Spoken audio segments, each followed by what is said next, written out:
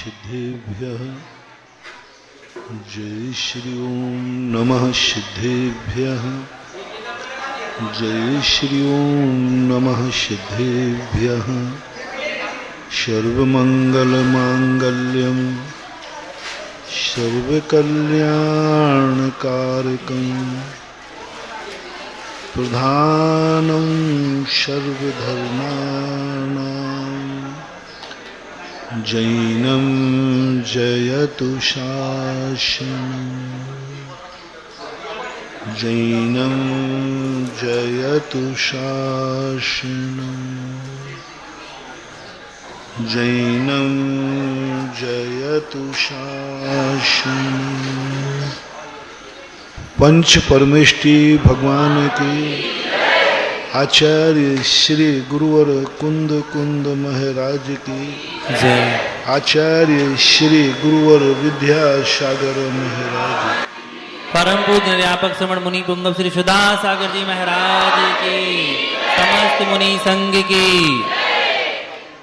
हम किसी भी लक्ष्य को या कार्य करने के पूर्व हमें खुद के स्वरूप को समझना चाहिए। हम कार्य से प्रभावित होकर के उस कार्य को करने के लिए दौड़ पड़ते हैं। किसी भी लक्ष्य को प्राप्त करने के लिए हमें बहुत उतावलापन रहता है। हमने मोक्ष की महिमा सुनी, हमने तुरंत भाव किया कि ऐसा मोक्ष तो मुझे मिलना चाहिए। आजकल विज्ञापन का जमाना है और विज्ञापन के अंदर व्यक्ति क्या करता है, उसका लक्ष्य नहीं रहता, लेकिन जैसे ही विज्ञापन में उसकी महिमा सुनता है तो मन मचल जाता है कि ये वस्तु मुझे मिलना चाहिए। विज्ञापन से मचल जाता है। जैसे विज्ञापन वाले ने अच्छी तरह से प्रस्तुत किया, तुम्हारा मन मचल गया। कई बार तुम बाजार में जाते हो, जितनी वस्तुएं खरीदने का मन बना के गए थे, रास्ते में दो चार वस्तुएं और नई लेके आ गए। बोले क्यों? बोले दिख गई तो ले लिया। उद्देश्य, घर से उद्देश्य नहीं था। घर से 4 चीजें लेने गए थे, लेके 6 आ गए। ऐसे व्यक्ति का जो नेचर होता है, वो नेचर कभी भी व्यक्ति को एक निश्चित स्थान पर नहीं पहुंचाता। एक डॉक्टर बहुत बड़ा फ्राइडे हुआ है, मनोवैज्ञानिक, उसने इस बात को कहा कि तुम्हारी जिंदगी का लक्ष्य है कि नहीं कि जहां जो ढाल मिलेगा वहीं ढल जाओगे, जो निमित्त मिलेगा वैसे परिणाम कर लोगे। सुबह उठोगे, कोई लक्ष्य बनाओ, आज दिन भर में हमें क्या करना है, आज दिन भर में हमारा क्या परिणाम होगा, आज हम कितना चलेंगे, आज हम कितना कमाएंगे, आज हम कितना खाएंगे। एक दैनंदिनी होना चाहिए। जो व्यक्ति हर कदम चलने के पहले उसका कदम बिचारा हुआ होता है, उसे कोई डिगा नहीं सकता। विपत्ति तो आएंगी लेकिन डिगा नहीं सकेगा।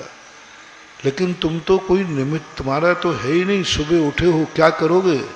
बोले जो मिल जाएगा वो कर लेंगे। कोई निश्चित ही नहीं। आज तुम नियम ले लो कि आज मैं क्रोध नहीं करूंगा, अब नहीं करूंगा तो दुश्मन मिलेगा तो नहीं करेंगे। लेकिन हम तो जो निमित्त मिलता है हमारे परिणाम वैसे होते जाते हैं। यानी हमारी जिंदगी में हमारा कुछ भी नहीं है, कुछ भी नहीं। हम अपने आप में कुछ है ही नहीं। हम अपने जीवन का कोई लक्ष्य ही नहीं बना पा रहे। हमारी सारी जिंदगी निमित्तों के अधीन हो गई है। हम बहुत बार कहा करते, आपकी शांति भी आपके हाथ में नहीं, आपका आनंद भी आपके हाथ में नहीं, आपका सुख भी आपके हाथ में नहीं। जैसे मैं कहा करता हूँ, देखना आपकी शांति और जो आपका वैभव है, जो आपका वैभव है, उसकी कीमत कितनी सस्ती है। दूसरों का द्वारा दिया हुआ कितना मूल्यवान है। हमारी शांति सस्ती है, हमारा धर्म सस्ता है, हमारे भगवान सस्ते हैं, हमारे गुरु सस्ते हैं, हमारी जिंदगी में अच्छी बातें सस्ती हैं, हमारी जिंदगी में जो कल्याणकारी वह सस्ती हैं, हमारा व्रत सस्ता है, सब कुछ सस्ता है। यदि मूल्यवान है तुम्हारी दृष्टि में तो वह जो तुम्हारा दुश्मन है, जो तुम्हारा अहितकारी है, जो तुम्हारी जिंदगी को बर्बाद करता है, वह आपकी जिंदगी में अनमोल है, अनमोल है। आपकी दृष्टि में क्रोध मूल्यवान है, शांति नहीं। एक छोटा सा उदाहरण मैं हमेशा देता हूँ। आप बहुत शांति से सुबह उठे हैं, बहुत शांति, बहुत अच्छी नींद आई है और बहुत अच्छा स्वप्न देखा है तुमने, सब कुछ अच्छा हुआ है और बड़े फ्रेश होकर के उठे हैं और आप फ्रेश होने के लिए वॉश बेसिन के पास पहुंचे। वहाँ पुरुष जो बुरुश होता ना पेस्ट करने का, वो टूटा पड़ा था। पेस्ट में भी कुछ नहीं था। आपका बुरुश जिसको मंजन करना था वो टूटा पड़ा था। वह टूटा बुरुश देख के ही आपको क्या होगा, है? क्या बोलोगे, क्या चिल्लाओगे? मैं बोल दूं कि तुमसे बुलवाऊं? मैंने सुना है सो बोल रहा हूं। आपके परिवार ने कहा है सो, सब लोग मर गए क्या रे? है ना? आपकी हंसी बता रही मैंने सही बोला ना, है ना? ओहो, पूरे घर को तुमने एक बुरुश में मार डाला, सब मर गए। एक बुरुश सही मिल जाता तो सब जिंदा हैं, और एक बुरुश टूट गया तो शांति कितनी सस्ती, शांति की कितनी कीमत बोलो। एक बुरुश कितने रुपया का? 10 रुपया। 10 रुपया कीमत है हमारी जिंदगी की शांति की। 10 रुपये में हमने सारी शांति भंग कर दी, पूरे घर की शांति भंग कर दी, पूरे परिवार को अशांत कर दिया।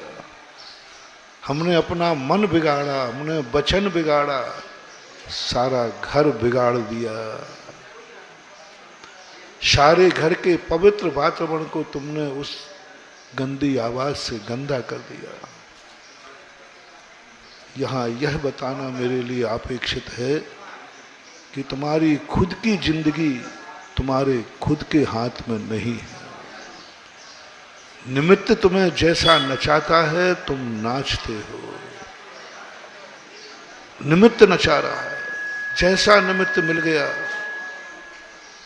हम वैसे ही 24 घंटे परिणमन कर रहे हैं। महानुभाव, जैन दर्शन ने इसे औदैक भाव कहते हैं, और जब तक तुम्हारा औदैक भाव का उदय है आप कभी कल्याण नहीं कर सकते। औदैक भाव का अर्थ है, सिद्धांत भाषा में है, जैसा कर्म का उदय आया वैसा ही परिणाम कर दिया। क्रोध का उदय आया, क्रोध कर लिया। हंसी का उदय आया, हंस गए। रोने का उदय आया तो रो पड़े। शोक का उदय आया तो शोक कर लिया। कोई मर गया तो शोक कर लिया, शोक का उदय आ गया। इष्ट वस्तु का वियोग हो गया, हम शोक में बैठ गए। कोई गंदी वस्तु सामने दिखी, हमने घृणा कर ली। हमारे जो कर्म का उदय आया, जैसे कर्म का उदय आया, वैसे ही हम नाच रहे हैं। कर्म नचा रहा है मुझे। कर्म चाहे तो हमें हंसा दे, कर्म चाहे तो रुला दे। हम अपनी मर्जी से ना हंस सकते हैं और ना रो सकते। कर्म चाहे तो जगा दे, कर्म चाहे तो सुला दे। हम अपनी मर्जी से जाग नहीं सकते, हम अपनी मर्जी से सो भी नहीं सकते। कर्म चाहे तो खिला दे और कर्म चाहे तो नहीं खाओ। हम अपनी मर्जी से ना खा सकते हैं और ना उपवास कर सकते हैं। कर्म चाहे तो हम परिवार के साथ आज एक दिन अच्छी तरह गुजार देंगे और कर्म चाहे तो सारे परिवार को तितर बितर कर देगा। कर्म चाहे तो माँ बाप की छाया मिलेगी, नहीं चाहे तो हैं माँ बाप की छाया उठ जाएगी। कर्म चाहे तो बेटा गोदी में खेलेगा और कर्म नहीं चाहे तो बेटी गोदी सूनी हो जाएगी। कर्म चाहेगा तो सुहाग जिंदा है, कर्म चाहेगा तो सुहाग उजड़ जाएगा। कर्म चाहेगा तो तुम बने रहोगे, कर्म चाहेगा तो मकान है, कर्म चाहेगा तो फुटपाथ है। कर्म चाहेगा तो धनवान हो और कर्म चाहेगा तो दरिद्र हो। 24 घंटे का एक दिन डिसेक्शन करना। तुम इतने बड़े आदमी अपने आप को मानते हो, मैं एक जीवात्मा हूं, लेकिन तुम्हारे हाथ में है क्या? कई बार कहते हो ना, मैं कहने को घर का मुखिया हूं। आप लोग ऐसे कहते महाराज, लेकिन मेरी इस घर में कुछ भी नहीं चलती। भाई तुम तो घर के बड़े हो ना, हमें कब पता चलता है? जब तुम लोग बोलियां वगैरह बोलते ना, तो कहते भाई दादाजी आप बोलो ना।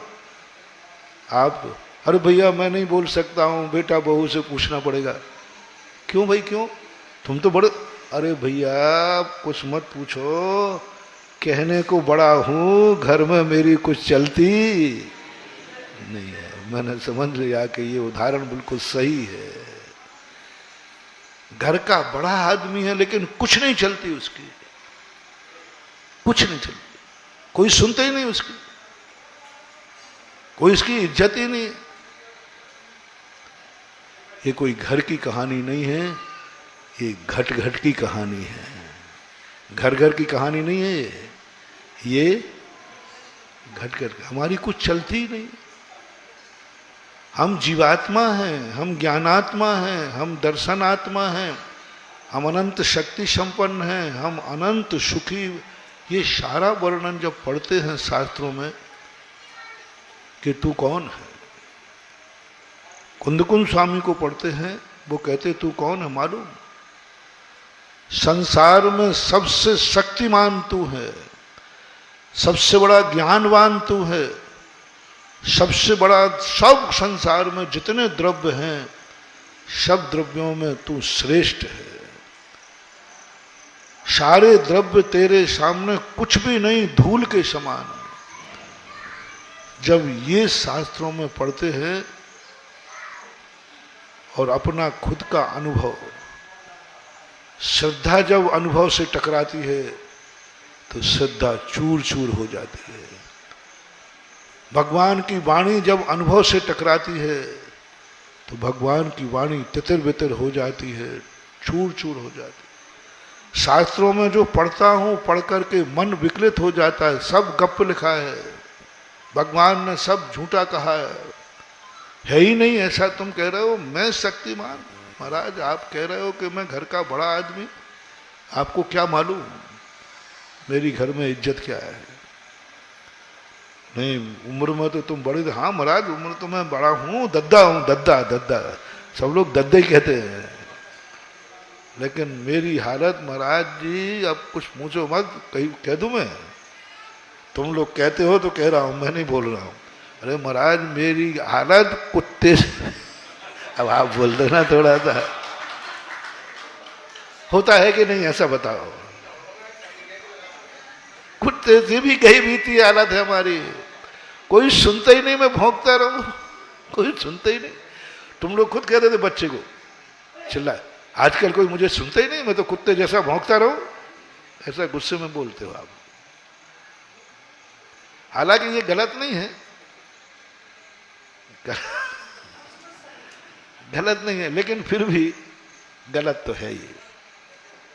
नहीं भाई तुम बुजुर्ग हो, घर के मुखिया हो।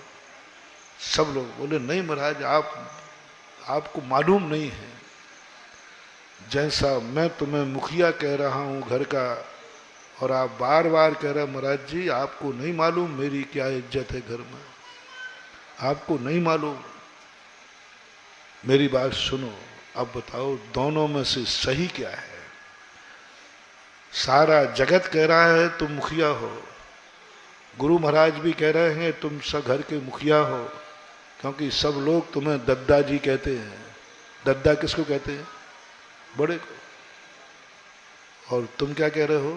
महाराज कहवत के हैं। अब तुम्हारे अनुभव की बात सच्ची है या गुरु जो तुमसे कह रहा है, समाज जो तुमसे कह रही है, इन दोनों में से सही क्या है? सब लोग कह रहे हैं ये घर के मुखिया हैं, सब कुछ इनके हाथ में, ये घर के मालिक हैं, घर के मालिक है, सारी संपत्ति अभी इनके नाम है। और वो कह रहा है कि साहब मेरी हालत कुत्ते से भी गई बीती है, मेरी कोई इज्जत नहीं है। अब इन दोनों में से सही क्या है?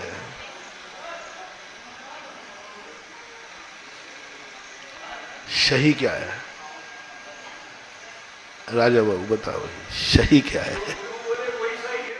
तो क्या तुम सब झूठे बैठे हो क्या? वो क्या झूठ बोल रहा है?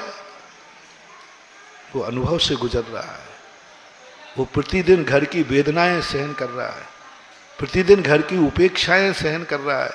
वो क्या झूठ बोल रहा है? उससे भगवान की मूर्ति पकड़वा लो, वो कहता है कि मैं झूठ बोल रहा हूं तो भगवान की सौगंध है। सही है। तो क्या गुरु झूठ बोल रहे हैं? कुछ ना कुछ है कहीं बीच में। ये तो मात्र मैं एक उदाहरण दे रहा हूं। ये स्थिति हमारी जिनवानी के साथ बनती है। जब हम लोग शास्त्र पढ़ते हैं और शास्त्र में जीवात्मा का वैभव पढ़ते हैं, तो हम लोग भी कह उठते हैं भगवान आपको नहीं मालूम, तू जीवात्मा है, तू चैतन्य आत्मा है, तू ज्ञान घन स्वरूपी है, तू महान है। तो हम लोग कहते हैं भगवान आपको पता नहीं मेरी क्या दशा है, मैं शक्तिमान, मेरे हाथ में कुछ नहीं है साहब, ना मैं रो सकता हूं, ना हंस सकता हूं, ना उठ सकता हूं, ना बैठ सकता, कुछ भी मेरे हाथ में नहीं है। मेरी हालत तो ऐसी है कि सबसे छोटे से तुच्छ जीव भी कुछ भी अपने जी सकता है, मैं नहीं जी सकता हूं। ज्ञानी व्यक्ति पंडित जी साहब बनारसी दास जी लिखते हैं नाटक समय सार में, भगवान क्या करूं, आपको झूठा कहूं या मैं झूठा हूं, मैं झूठा कैसे कहूं, मैं भोग रहा हूं, और आपको झूठा कैसे कहें, आप सर्वज्ञ हैं, भगवान हैं। लेकिन दो सत्य कभी हो नहीं सकते। आपकी बात ही सब कुछ सही है, तो क्या मेरा अनुभव झूठा है? मैं भोग रहा हूं। 24 घंटे मैंने देख लिए कि एक सेकंड भी मेरे हाथ में नहीं है।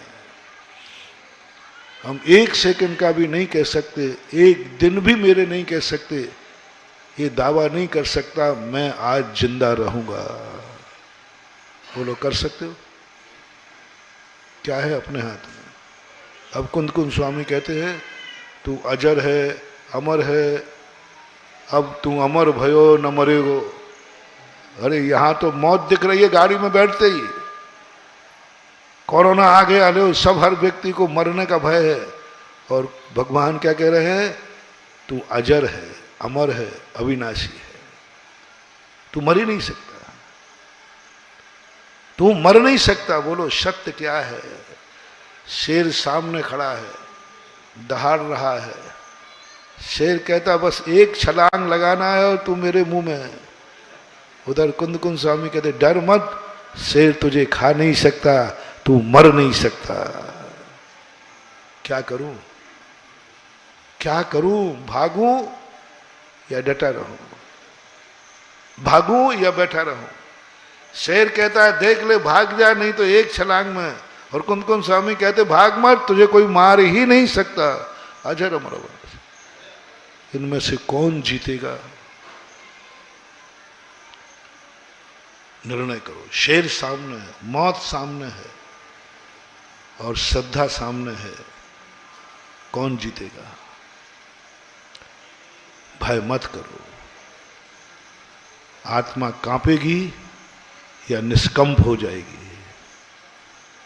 शेर सामने है, समय सार भी सामने है। दोनों की आवाजें एक साथ, एक कान में शेर की आवाज और एक कान में गुरुदेव कुंद कुंद भगवान की आवाज, दोनों एक साथ। शेर कहता है देख ले, मेरी तरफ देख। कुंद कुंद स्वामी कहते मेरी तरफ देख। किसकी तरफ देखूं? इधर शेर दहाड़ रहा है, इधर कुंद कुंद स्वामी बेटा डरना नहीं, डरना नहीं, तुझे कोई मार नहीं सकता। बताओ किसकी बात हमारे अनुभव में आएगी? किसकी बात पर हम अमल करेंगे? कौन सी बात हमारी क्रिया में आएगी? शेर की दहाड़ या कुंद कुंद स्वामी की वो निर्भीक गर्जना? हमारी क्रिया क्या होगी? निर्भय की? कुंद कुंद स्वामी निर्भय कर रहे हैं, शेर भय पैदा कर रहा है। हम निर्भय बन पाएंगे या भयशील हो? सुख के दिनों में अच्छा लगता है, दुख के दिनों में तो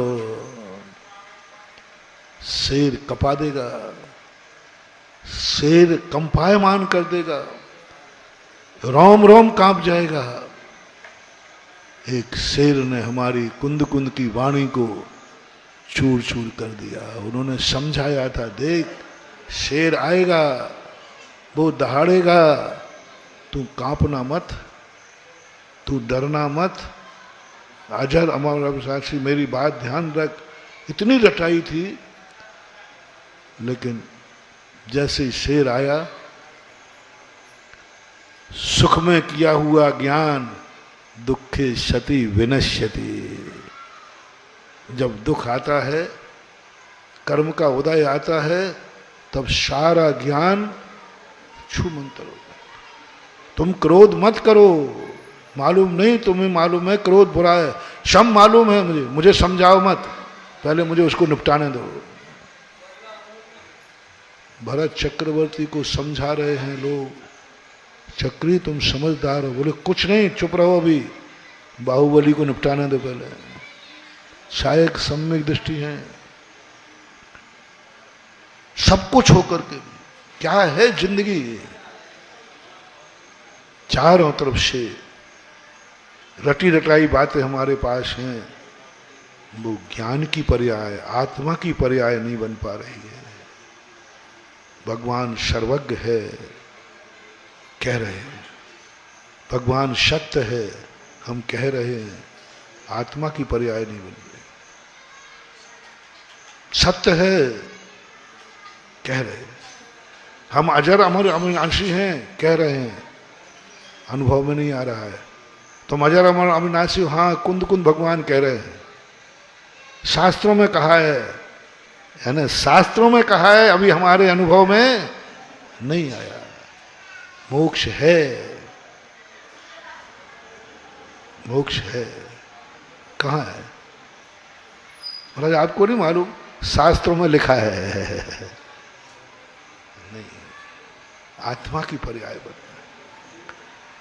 सुकौशल महाराज ने आत्मा की पर्याय बनाई, शेर सामने दहाड़ा, उधर भगवान की वाणी आई, देख तू अजर अमर अविनाशी है, कांपना मत, डरना मत,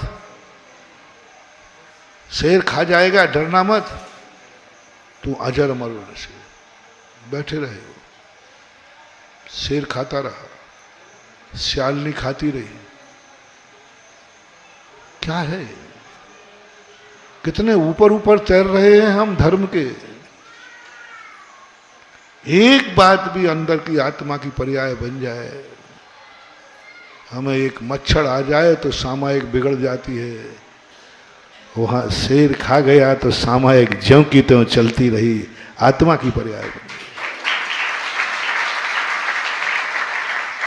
कीमत क्या है धर्म की? शांति की कीमत, एक पुरुष, इतनी सी कीमत है तुम्हारी शांति, तुम्हारी क्षमा, इतनी सी कीमत है। एक पुरुष ने तुम्हें आंदोलन खड़ा कर दिया, थोड़ा सा निमित्त विपरीत मिल जाए, हम सहिष्णु नहीं रह पाते। मंदिर कोई तुम्हारा ज्यादा कीमती नहीं है, थोड़ी सी समस्या आ जाए मंदिर छोड़ दोगे, थोड़ी सी समस्या आ जाए, थोड़ा सा कुछ आ जाए मंदिर में से भाग जाओगे।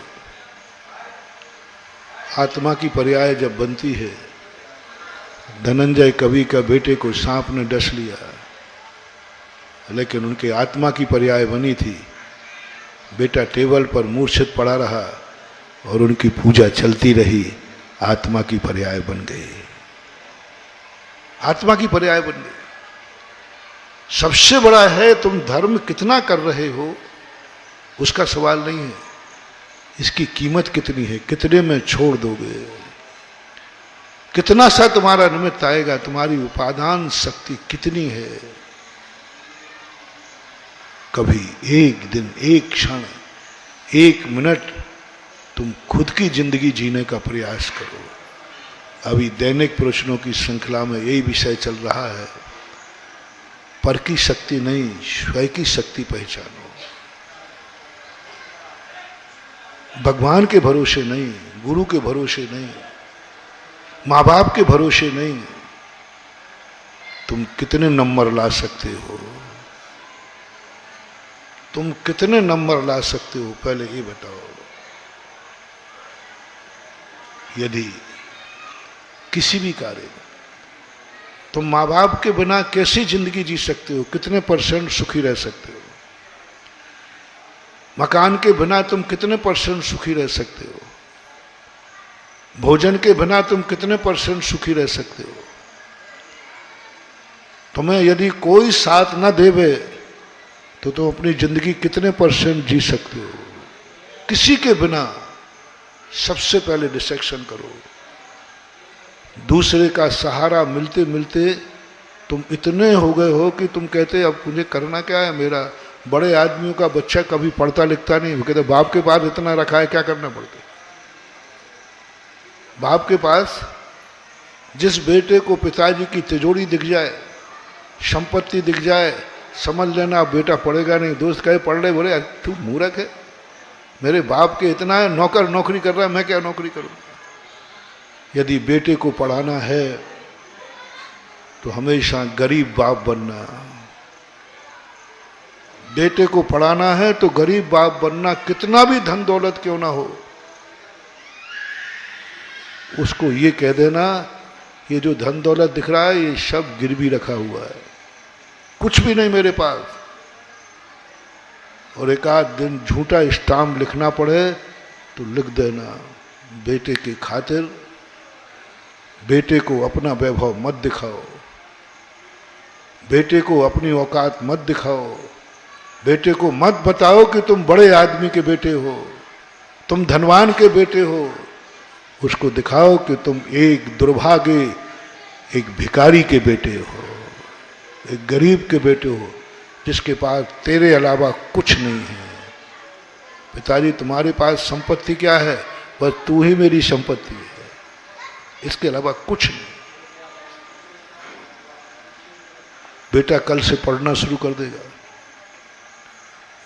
तुमने जैसे ही दिखाया कि ये स्थिति है, बिखर जाएगा, बिखर जाएगा। और बेटे को अपनी औकात समझने दो। महावीर ने यही किया हम लोगों के साथ। निरालंबी पहले खड़ा कर दिया, तुम जिन जिन के कारणों से संसार सुखी रहता है उनके अभाव में तुम कितने सुखी रह सकते हो। मैं तुम्हारे से नहीं कह रहा हूं, हमारे यहां भी मोक्ष मार्ग में भी यही है। बेटे को जैसे होशियार, एक बार मैंने कहा था ना कहीं, चाणक्य ने ये कहा चंद्रगुप्त से, तुम मेरे बिना कितनी जिंदगी में जी सकोगे, और मैं ही तुम्हारा दुश्मन बन गया तो। एक बार चलते चलते चाणक्य नदी के किनारे चल रहे थे, गुरु और शिष्य दोनों, चंद्रगुप्त। चाणक्य चलते चलते बातें करते करते बड़ी प्यार की बातें कर रहे थे, और एकदम चाणक्य ने चंद्रगुप्त को धक्का दे दिया, वो जाके नदी में गिरा। चंद्रगुप्त कहते, गुरु जी आप मेरे गुरु हैं कि दुश्मन? आपने धक्का दिया और ऐसी डेंजर नदी में, आपकी नीति क्या है? आप मेरे दुश्मन हैं। उसने गुरु को छोड़ दिया। बहुत दिन के बाद समझ में आई, गुरु महाराज अब समझ में आया। तो गुरु जी आपने धक्का क्यों दिया था? मैं यही सोच रहा था, मेरे साथ चलते हुए तू अपने पे कितना विश्वास करता है, अपने पैर पर कितना खड़ा है। राजा वह है जो अपने मन पर भी विश्वास नहीं करता, तू मेरे पर विश्वास करके चल रहा है, मेरे भरोसे चल रहा है। इस समय भी यदि तुझे मैं दुश्मन बन जाऊं तो अपने पैर में कितना सावधान है। मैं यही देखना चाह रहा था कि आज यदि तू दुश्मन के साथ चल रहा होता तो क्या धक्का देने पर गिर जाता? नहीं गिरता, सावधान है। आज तू मेरे भरोसे इतना है, इसलिए मुझे तो तुझे धक्का दिया कि तू ध्यान रख, राजा बनना है तो संसार में किसी पर विश्वास नहीं करना, और विश्वास हो भी तो उसके सहारे पर मत चलना। सपूत का लक्षण एक ही है, जो कहे तुम कहना बेटा मैं यदि तुझे एक कौड़ी भी नहीं दूं तो, बोले महाराज पिताजी मेरे अभाग्य हैं, आप मुझे ये मौका दीजिए, जितनी संपत्ति तुम्हारी है इससे कई गुना मैं कमा के दिखाऊंगा। बस उसी दिन बेटे को सारी संपत्ति तुम दान में दे देना, तुम्हारा ऐसा बेटा है कि वो तुम्हारी संपत्ति पे नहीं जीता। और यदि पिताजी तुमने कहा ऐसा, यदि वो ये कह दे पिताजी क्या बोला आपने, मैं तुम्हें कुछ भी संपत्ति नहीं दूंगा, तो फिर बताओ आपने मुझे पैदा क्यों किया। समझ लेना बेटा कपूत है, अब उसको संपत्ति देने से कोई मतलब नहीं है, कपूत है। तुमने थोड़ा सा कम दिया, वो तुमसे झगड़ा करने लगा। सुनो रे संसार के कपूतो, सुनो रे संसार के कपूतो, जब जब तुम्हें पिता की संपत्ति मिले न मिले और क्रोध आ जाए, पिताजी के प्रति बुरा भाव आ जाए, समझ लेना तुम कपूत हो।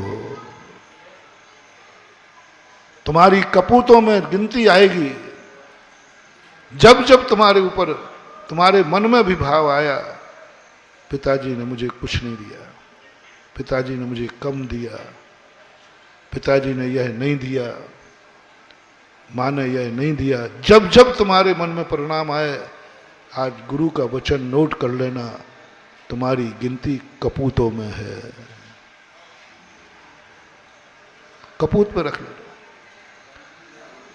और जब जब तुम्हें यह मौका आए कि पिताजी मेरे कितने भाग्य हैं कि पिताजी ने मुझे इसलिए कुछ नहीं दिया क्योंकि मैं सब कुछ कमा के जानता हूं, इसलिए नहीं दिया, इसलिए मैं सपूत, मान लेना सपूत हो।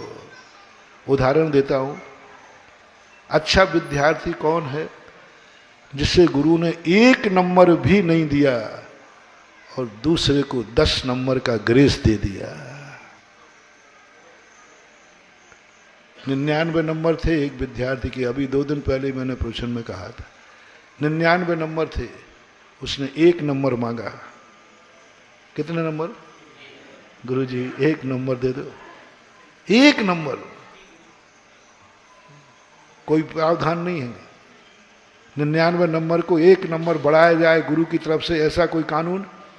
कोई कानून नहीं, कोई कानून नहीं है। गिड़गिड़ाते मर जाओ तो भी नहीं मिलने वाला, गुरु दे नहीं सकते। और एक विद्यार्थी के 23 नंबर थे, उसे कितने मिले? 10 नंबर। बोलो न्याय क्या है और अन्याय क्या है, फैसला करो। 99 बेचारा इतनी मेहनत करने के बाद 1 नंबर गुरु की कृपा के मांगे तो नहीं मिले, और फेल जो हो रहा था उसे 10 नंबर का ग्रेस। 10 नंबर क्या कहलाते हैं? बोलो तुम कौन सी क्वालिटी में हो? तुम्हारे साथ तुम्हारा पिता क्या व्यवहार करे, गुरु क्या व्यवहार करे, धर्म क्या व्यवहार करे। तुम्हें इतना बनाए कि तुम्हें 1 नंबर भी ना दिया जाए और एक को 10 नंबर दिए जाएं। बोलो कृपा किस पे है?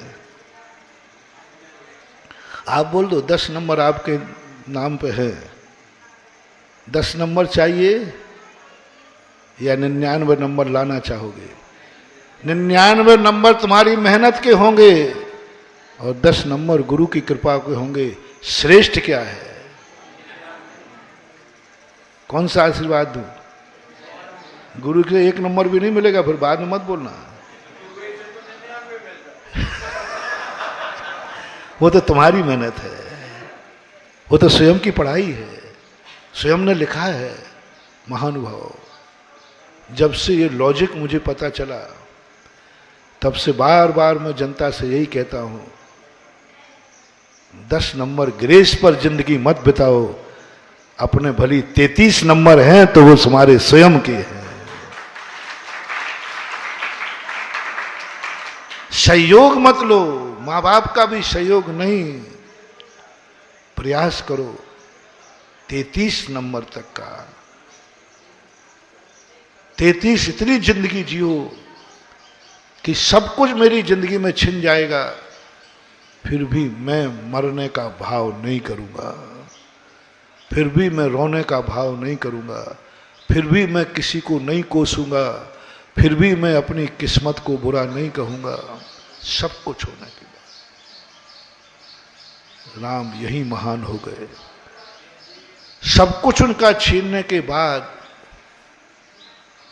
उनके मन में क्लेश नहीं आया, उनका मन विकलित नहीं हुआ, उन्होंने सुसाइड करने का भाव नहीं किया, उन्होंने कोर्ट केस करने का भाव नहीं किया, उसने माता कैकेयी को बुरा नहीं कहा।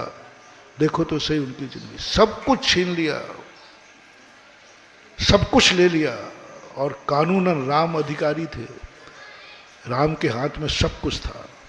जनता उनके पक्ष में, कोर्ट केस उनके पक्ष में, साधु संत उनके पक्ष में। लेकिन रामचंद्र जी कहते मैं अयोध्या के बिना जी सकता हूं, मैं राजगद्दी के बिना जी सकता हूं, मैं धन दौलत के बिना जी सकता हूं, मैं माँ बाप के बिना भी जी सकता हूं। चल दिए, चल दिए। फेल नहीं होऊंगा, पास होके दिखाऊंगा। आप अपनी जिंदगी का आज के प्रवचन का एक सार लें। तुम जो कुछ के बल पर तुम जी रहे हो, जिसके बल पर तुम सुखी हो, यदि वह तुम्हारे साथ नहीं है तो तुम कितनी जिंदा रहोगे, कितने %? सुबह से शाम तक देता हूं, सुबह शांति से उठे हो, ये शांति कितने तक कायम रहेगी? कहां तक तुम साइन कर सकोगे? कहां तक मेरी शांति भंग नहीं होगी? वो तुम्हें छूट दी जा रही है दिन भर में, और सुबह तुम्हें शांति दी गई, शांति से उठे हो। अब ये शांति कितनी देर बनी रहेगी? कितनी देर बनी रहेगी? बस वही तुम्हारी जिंदगी का लिखना 33%। बुरुश टूटा मिला, कोई बात नहीं, उंगली से कर लूंगा, कोई बात नहीं, घंटे भर परीक्षा करना। उधर गए तो नहाने को पानी नहीं मिला, सहन करना। परसेंटेज। बहुत सरल उदाहरण दे रहा हूं आपकी जिंदगी के लिए। उधर नहाने गए, पानी नहीं मिला, नल से पानी नहीं आ रहा, परीक्षा करना, पहला बुरुश टूटा 1 नंबर, दूसरा पानी नहीं मिला 2 नंबर, तीसरा और क्या बता दूं, मुझे ज्यादा याद नहीं है। कहां कहां जाते हो आप सुबह उठ करके वहां पानी नहीं, गंदा था 3 नंबर। चाय पानी जो करते हो वह भी नहीं मिला 4 नंबर। जल्दी ट्रेन से जाना है, भोजन तैयार नहीं है 5 नंबर। उधर ट्रेन पे गए, ट्रेन छूट गई 6 नंबर है, ट्रेन छूट गई। वहां जैसे तैसे जिस गाड़ी में बैठे वो रास्ते में पंचर हो गई। पढ़ाते जाओ, शाम तक 33 निमित्त मिले और तुम्हारी शांति भंग नहीं हो तो समझ लेना कि तुम पास हो गए 33 नंबर। 33 निमित्त मिलना है, गिनना सुबह से 33 निमित्त तक। आपको क्रोध नहीं आना चाहिए, आपको किसी को कोसना नहीं है, आपको कर्म नहीं फोड़ना है, आपको किसी को कोसना नहीं है, किसी निमित्त को नहीं कोसना, किसी निमित्त को नहीं, किसी निमित्त को नहीं। कोई तुम्हें आड़े आ गया सामने, तुम्हें बाहर नहीं जाने दूंगा, तो भी तुमको कोई बात नहीं, मत जाने दो, नहीं जाऊंगा, नहीं जाऊंगा भाई, कोई बात नहीं। 33 निमित्त को, एक दिन जिंदगी का, ओनली 1 डे, एक दिन जिंदगी में आप 33 नंबर लाके दिखाना है आप सबको। बहुत छोटे से ग्राम मोहली से सारे भारत को एक संदेशा दे रहा हूं, सारे भारत के धर्मात्माओं को संदेशा दे रहा हूं, अपने भक्तों को संदेशा दे रहा हूं, सारे संसार को। ओनली एक दिन 33 नंबर लाना है। 33 निमित्त मिलने पर शांति भंग नहीं होना चाहिए, क्रोध नहीं आना चाहिए। अभी तक कोई ऐसा दिन बीता कि 33 निमित्त मिले हों, बिल्कुल जबरदस्त निमित्त, जो क्रोध करा सकते, जो आंदोलित कर सकते, जो शांति को भंग कर सकते। चोर आ गया जेब काटने को, साहब मैं जेब से निकालूंगा, शांति भंग नहीं करना, अभी 20वां नंबर है, 6वां नंबर है। एक दिन का नियम लो, आज मैं 33 निमित्त मिलने पर भी क्रोध, परिणामों को आकुल व्याकुल, अंदर की बात है, ऊपर से चुप्पी साथ अंदर देखते हो, ऐसा नहीं करना देखो, हाँ ऐसे तो तुम बैठ जाओगे। ऐसे में तो एक आतंकवादी तुम्हें बंदूक अड़ा देना, मुंह मत खोलना, तो बैठ जाओ, हैकड़ी में तो बैठ जाओ, मेरे कहने पर बैठ जाओगे। नहीं, अपन चर्चा किसी कर रहे, आत्मा की पर्याय। धर्म दिखाने की चीज नहीं है, धर्म प्रदर्शन की चीज नहीं है। जैन धर्म आत्म प्रधान धर्म है, आत्मा की पर्याय, अंदर से कुछ नहीं, क्षमता भाव। 33 नंबर लाना है बस, ऐसा हो ही नहीं सकता। कर्म है, राग भी नहीं, द्वेष भी नहीं। द्वेष ही अकेला नहीं करना, राग भी नहीं। अच्छा भोजन मिल गया, हाँ अभी तो ये मैंने द्वेष की बात कही थी, द्वेष की इसलिए कह देते तुम्हें समझ में आ जाती है। जैसे ही आप उठे, सब कुछ बिल्कुल अप टू डेट मिला, मजा आ गया मजा आ गया, शांति भंग हो गई, देश हो गया, यही नहीं मजा आ गया, ये भी शांति भंग है। देश ही कसाय नहीं है, राग भी कसाय है, राग भी कसाय है। इतना भाव आ गया, अच्छा हुआ मैं समय पे आ गया, नहीं तो गाड़ी खत्म, शांति भंग। अर्घावतारण अशी प्रहारन, समय पे आ गया, अच्छा हुआ, ये शब्द नहीं बोल सकते आप, ये बोलते ही शांति भंग। देश में यदि काबू पालोगे तो राग में काबू पाना बहुत कठिन है महानुभाव। अनुकूल वस्तु मिलते ही अंदर कुछ अलग स्पंदन हो ही जाता है।